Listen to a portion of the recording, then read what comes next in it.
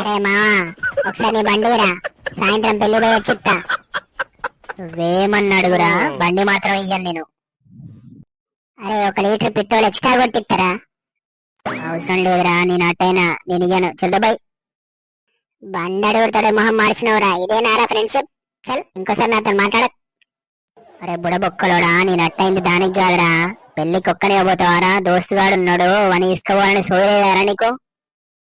అరే మిడిగుడ్లోడా, ఇప్పుడు నేను తీసుకుపోనని నేను చెప్పినారా? ఇంట్లో చిన్న పని ఉన్నది, చూసుకొని సాయంత్రం వచ్చి తీసుకుపోతా అని అడిగింది బండి.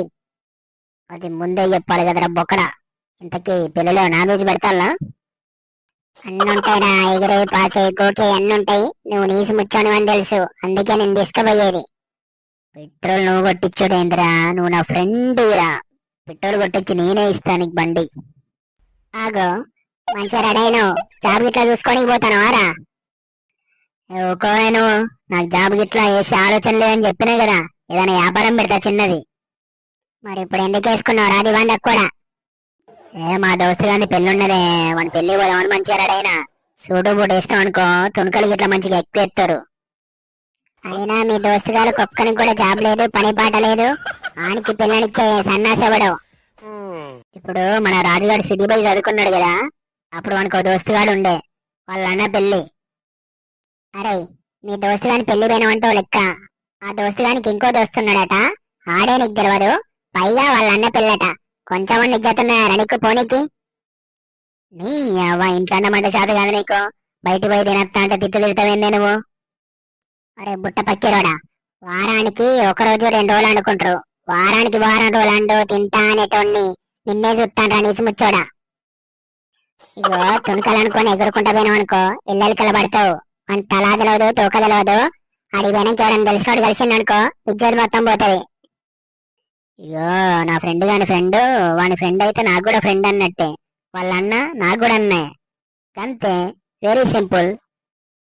నువ్వైతే పోయిరా. ఆడెవడన్నా తెలిసినోడు కలిసిండనుకో, ఆ కలిసినోడు మళ్ళీ కలిసి నాకు చెప్పిండనుకో, మలిసి కొడతా బిడ్డ నిన్ను. Okay mummy, cool. తిట్లు తినడం తండ్రి తినడం మనకేం కొత్త ఏం కాదు కదా. పెళ్ళైపోయి ఇంటికి వచ్చిన తర్వాత. అరే పోడా, పోయేటప్పుడు సూటు పొట్టేసుకున్నావు. సూట్ ఏది, కలద్దాలేది, ఆ పొట్టేంది రాంతొబ్బింది? అదేదో పెద్ద ఫంక్షన్ లెక్కున్నదే.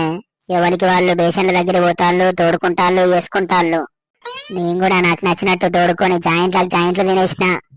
నేను తినేది ఏనుడుకు ఆ కోట్ల గుండ్లు ఊడిపోయి కోటు కూడా చినిగిపోయింది. ఇజ్జత్ పోతాయని చెప్పేసి బయటకు వచ్చినాయి. ఇక నీ సనుడితోటే దొరుకుతుందో దొరకదో అని షట్టర్ బట్టలు తినుడేనారా? అదేమన్నా అరుగుతాయి అనుకున్నావా? మంచిది అనుకున్నావా? తినేటప్పుడు ఎంత తిన్నా మంచిగానే అనిపించింది. ఇప్పుడు ఘోరం కడుపు నొక్కుతోంది.